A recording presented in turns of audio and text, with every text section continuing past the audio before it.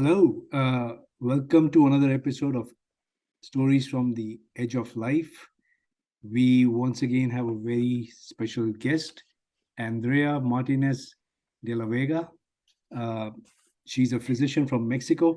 Dr. Vega, would you mind introducing yourself to our audience? Well, thanks for having me here. I'm Andrea. You can call me Andy. I think it's easier for everybody because I have so many last names. I'm a palliative care physician in Mexico City. I graduated like 2 years ago, pre-pandemic. So I've been only practicing palliative care during the pandemic season. So that's interesting also. And well, here I am. What else do you want to know? Yeah, we'll get to know more about you as the interview unfolds. And I'm Parag Bharadwaj. I'm a hospice and palliative medicine physician in the US. So, Andy, tell us about your journey uh, in medicine. What got you interested in medicine in the first place, your training, through med school, and how you got all introduced to palliative care or learned about it. Okay, well, when I was in high school, we used to have these social service practices. And the first time I was like, yeah, I'm gonna be giving history classes to the less fortunate kids. And truly, I got bored. So the school had another option, and I went to the burned kids hospital and told them stories. I accompanied them and the mothers, and cared with them. And then I was like a little bit intense, and I was around like the interns and the residents. And hey, can I help here? Can I help there? And I think that's where I truly found the calling for medicine, although my parents tell me that it was way before that. No, because I think the first Christmas present I ever got asked for to Santa Claus was like a little doll that you would wash with cold water and it would have pimples on it, and with hot water it would go away, so you'd heal the doll, right? So, yeah, I think I pretty much have it in me since I was a little kid. So I got into med school. I wanted to be an orthopedic surgeon in the first place. So life got me all the way around because I'm not an orthopedic surgeon.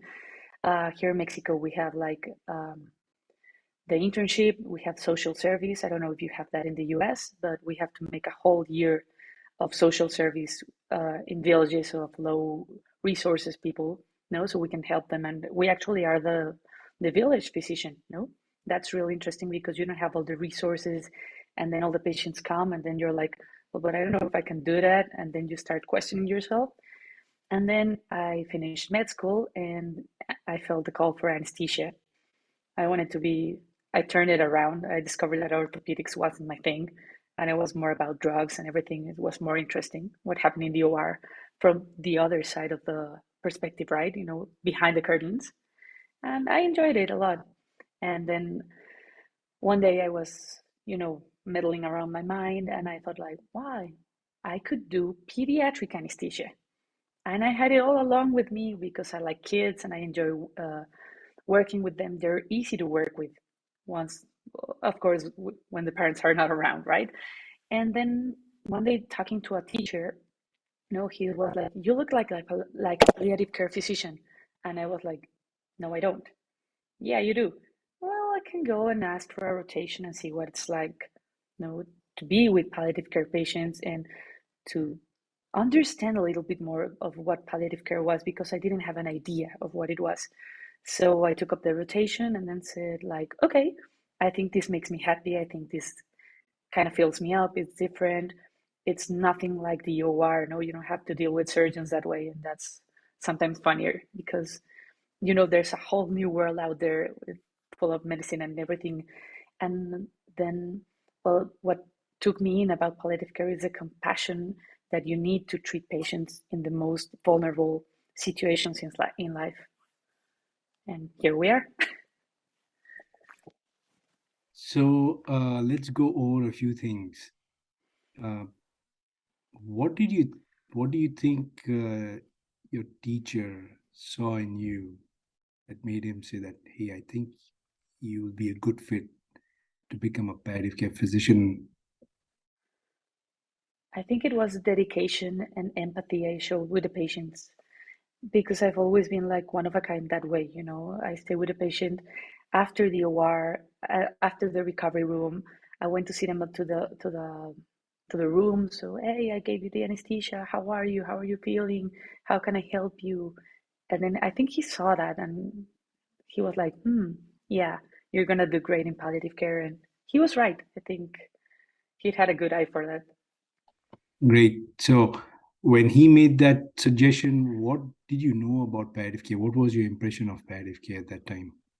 I knew nothing about palliative care, nothing, because I haven't had the chance throughout med school. I didn't have any palliative care class or rotation or everything. So I was like, well, okay, I can get out of the OR like for a month and that would be okay. And I think I can enjoy it. But I was numb, completely numb. I had no knowledge about what palliative care was. And I remember the first day of my rotation, I was like, Oxford Guide, what is it? Palliative care. Oh, okay. So I don't go with the empty handed and mind blinded, you know? And I was like, oh, okay. This could be interesting, So yeah, I learned during my rotation what palliative care really was about. And I decided I wouldn't believe any of the myths I read or heard because I believed what palliative care really was. So it seems like you saw a disconnect between what you read in the books about what palliative care is, or some of the things that you had read, and what you saw. Right? Yeah. Could you describe the gap that you experienced? It's actually really funny because the book seems so easy. Yeah, if he has pain, give him pain meds. If he has this lack of bread, give them something for the lack of bread, no? And then when you're actually with the patient, it's okay, you have both. What do I do? Okay, don't panic, breathe in, breathe out. No? And it's like not what the books tell you what to do about the patient, it's how you approach the patient and how you treat the symptoms, like from an empathic or compassionate stand. And we doctors barely know how to do that. They don't teach us that. So it was a really rough, like, confrontation. Okay, because actually it was like the book didn't say this. How do I do it? And it was like trial and error until I got it, I think, right. And actually, the books, they're solid information, but they don't teach you what you really need to know about palliative care, how to deal with the patients, how to break out unexpected news. I don't like to call them bad news because they're not always bad. No, they're unexpected. And how do you do that? I was like, what am I getting myself into? A whole new world full of new possibilities. And I was like, okay, this is a challenge. I think I can do it. I can put myself up to it and I can learn as much as I can from the books, but they're not the real teachers. The real teachers are the patients and their families, and they've taught me the best life lessons I can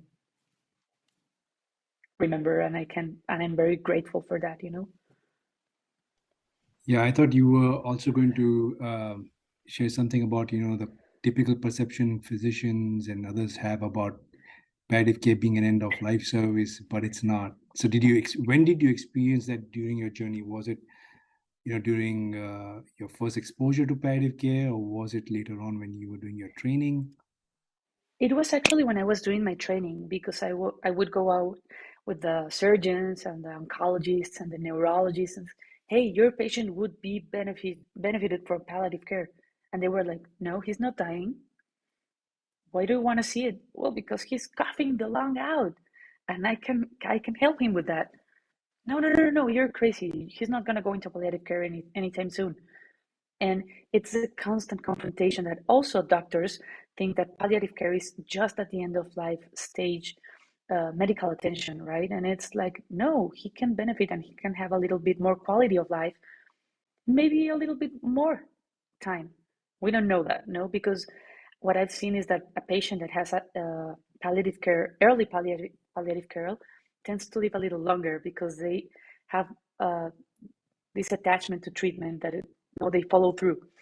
And I think it's still today, now practicing as a physician, as an attendant, not as a resident, that I go with my fellow colleagues, and they're like, how can you be so happy if you're killing people? Whoa, you still think I kill people? I don't kill anybody.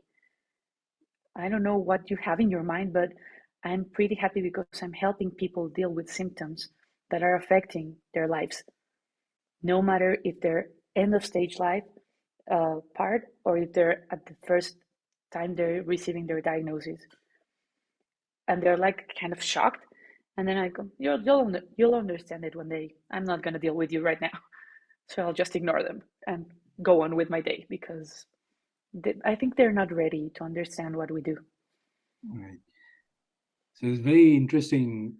You went from wanting to be an orthopedic surgeon, then you got interested in anesthesiology, and then somehow found your way into palliative care. How long is the training in Mexico? For palliative care, Yeah. well, it was 3 years from anesthesiology residence and 1 year of full palliative care uh, training, Okay, so you train in plus med anesthesia. school.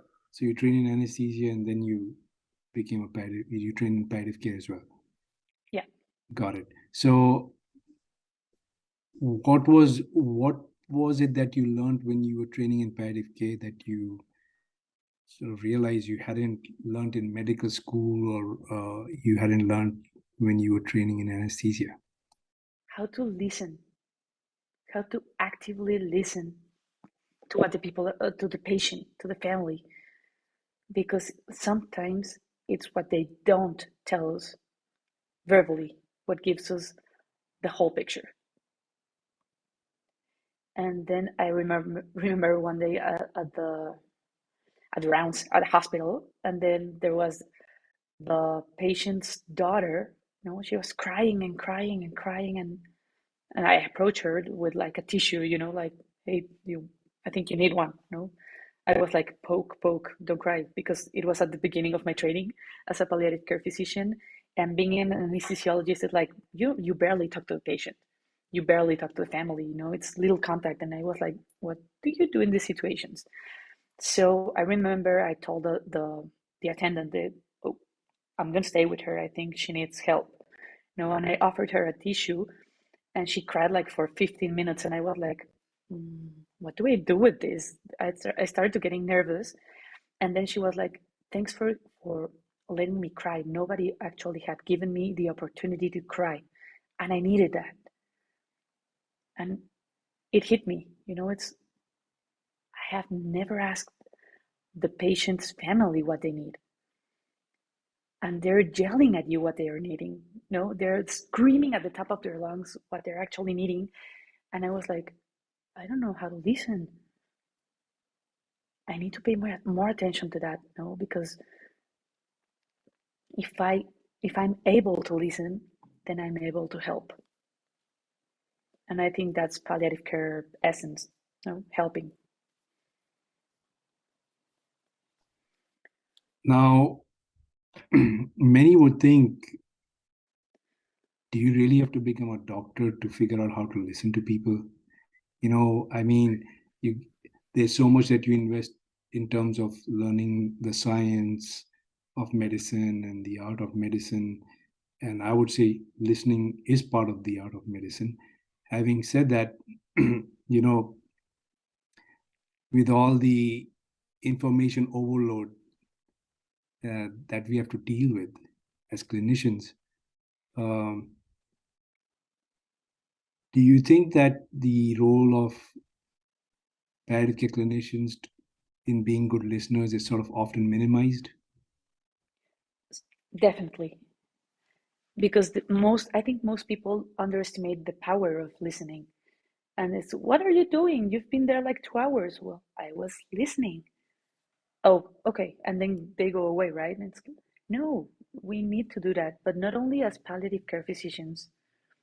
I think as persons, not even doctors, if we could actually listen to what the other people want has to say, and not only want it to be like talking and talking and talking and talking, I think maybe we could have some improvement worldwide. But I think that's another topic, and I don't want to go there. Maybe some other time in another Zoom with a little more time. But yeah, I think we are afraid as doctors to actually listen because we're afraid that if we listen, it's my perception that if we truly listen to someone, it might ring a bell inside us. And we're not ready for that.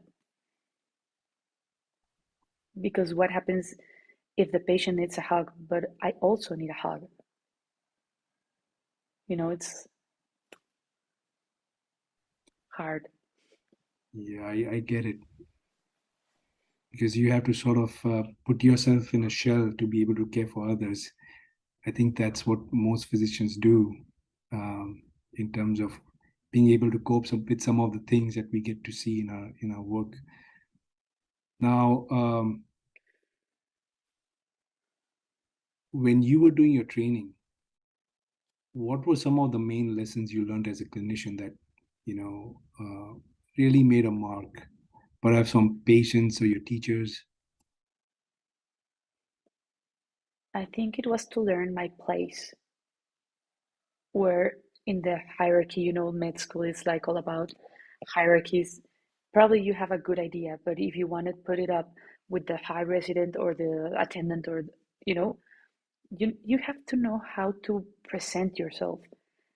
Like suit up, man up, and okay, here I go. And I think that's something that I appreciate a lot, because it gave me chance to express myself, to contact with my inner voice, and to not be afraid of what I can actually give.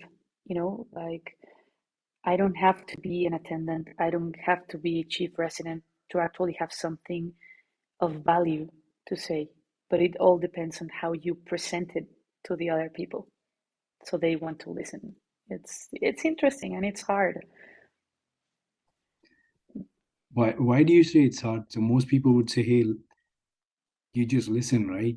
So what's so hard about that? So can you share with our audience what is hard about your Well, job? actually, I think it's not that about the job. It's about the part that here, at least in Mexico, we have a little issues with the female doctors. So most doctors who are like old school won't listen because you're a woman. And besides that, you're also the first year resident, and then it goes on and on and on. I think it's getting, we're getting through that, but it's hard to, he didn't listen because I'm a girl. It's frustrating and infuriating. And then, okay. And then once I made an experiment with one of my fellow anesthesia residents, they, hey, tell the doctor this thing. I think it's the right answer. And the doctor was like, oh, yeah, we have a brilliant student. And I was like really, really, really furious and really angry, because 3 minutes before I was telling him the same answer. No, I think that's part of the cultural difficulties sometimes we have to deal with. No, and I think it's getting easier with time. But I think that's where the hardship really is. Like dealing with the part that we are entering a profession, or we are leading a profession that was mostly men. So we are like breaking molds and everything, and it's like, okay, we're getting through. We're gonna do it. We're getting through. We just need the both parts to get accustomed, to new things, new ideas, new perspectives, new gender perspectives. Yeah. And so you seem to be a pioneering spirit on many fronts, on the clinical front, and then bringing about change on a professional front as well, in terms of the place of women in medicine.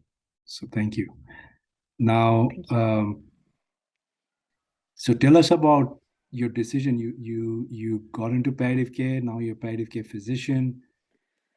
How is your how do you feel about the decision you made? Any regrets? And if not, what do you love about your job? No regrets.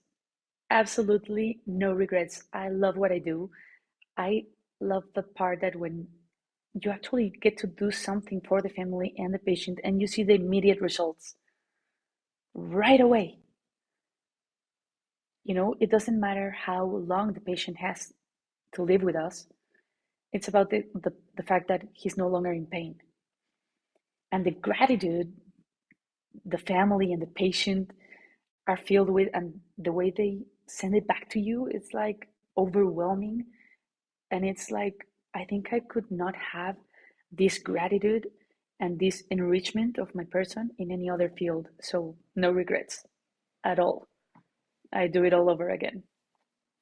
Very interesting perspective, and I do share what your perspective with you, and that is, often folks think, hey, you got to save a patient's life for the family to appreciate what you did for them. But it's often in palliative care there are times when patients don't do well and they actually end up dying, but the family is very thankful, and the they really appreciate us being able to care for them in alleviating their suffering. Exactly. And it's undescribable. I think I haven't found the right word to actually describe that feeling. You just have to live through it to understand it. So, do you recall any particular patient or family experiences that you might want to share with the audience today? Yeah, I have a few. I think, I don't know if we have that much time, but I'm going to go with the first patient I ever helped in palliative care. I think we always remember the first one, right? It's like here with us. I remember my mom's best friend from college, on the phone with her, and she was like, "No, my husband has multiple sclerosis, Ella, no, and he's always cranky, he's always in pain, and I don't know what to do." We've seen whatever kind of doctors you wish they've seen. We've seen neurologists, we've seen geriatrics, we've seen internal medicine, we've seen everything. And my mom was like, "You haven't seen palliative care?" And her friend was like, "What? No, but he's not dying." The same concept. And then I remember her calling me. Then, "What are you doing tonight right in the afternoon?" Well, I was like, probably watch some old movie, Lord of the Rings, or something to get my mind off. And she was like, "I know it's a lot to ask, but can you come down to my place and actually you know, check up my husband? I think he's having a really rough time. And I think, well, based on what your mother told me, that he's going to be in great hands." "Well, okay, I'll see you then." No, I remember there was two sons, one daughter, the father and the mother. No, it's a family of five. And I was there with the patient, and the first thing he told me is like, "I don't want to go to the hospital. I don't know what you're doing here. I just want to stay home because they're gonna go with the tubes inside my throat, and I don't want it." "Okay, I don't want you to take you. I don't want to take you to the hospital. I'm just here to see if you need anything I can help you with." And he was like, "What are you talking about? I don't know. Are you in pain? Are you anxious? Are you in distress of some type? Let me help you. You look like a little kid. How could you be helping me?" Because, okay, give me one shot, one opportunity. And then we went all Eminem about it. And then he was like, "Okay, you have one shot. You mess it up, I won't see you again." Perfect. And then we had this really, really interesting chess play where I could only ask a question if I won the move on the chessboard. He liked playing chess, so that was a way to actually, intertwine with the patient and empathy and actually connect with him. And then I remember winning the chess the chess match, and he was like, "Oh, okay, you're good. You're better than I thought. Okay, I'm in pain. I have lack of breath. I have dyspnea. I'm anxious. I can't sleep. Please help me out." No, he gave in completely after the chessboard game. And then we started with medications. I went to see him once a week to his house to start. I was with him like an hour or two, maybe for the day, and then with his sons and his daughter and his wife, and we were like all together going through the process. And then he died 3 weeks later from the first time I visited him at home. He died at home peacefully with the music he loved. We had to sedate him to sedate him because he was actually having convulsive crisis all the time, and it was awful for everybody. So I remember once he died, his youngest called me, and because he was my mother's friend, and I went to the funeral. Never again I'm gonna do that. It's not something I recommend. But the youngest, he came around and he was like, "Can I introduce you to my friends?" Okay. He was like 16 years old. I don't know why your 16-year-old friends want to meet me, but let's go. And then he was like, "She's the lady doctor that helped my dad die at peace. He didn't have any pain and he didn't have any suffering. And he went at ease because of her. And I want to be like her when I grow up." And I was like, whoa, what's happening here? And it stayed, it marked me.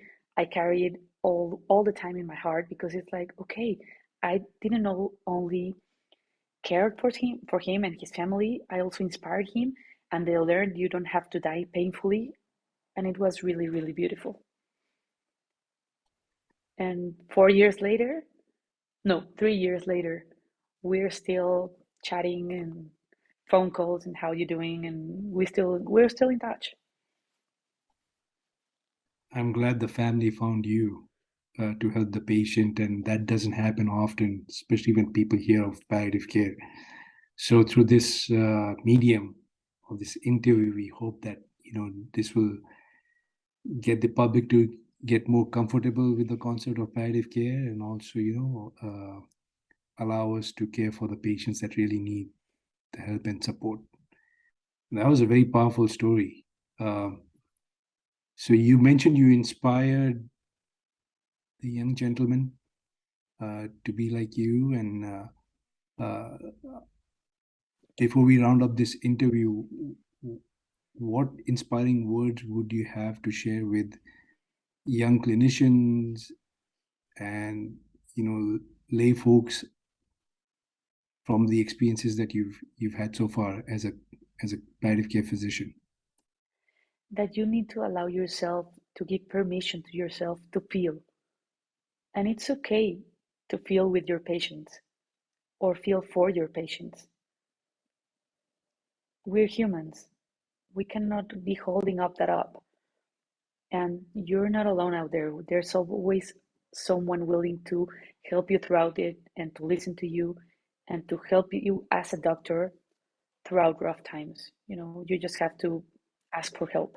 And I think that's really, really valuable. We don't know how to do that. We're very proud. That is very powerful. Thanks for saying that, and I'm sure it will help those who listen to this.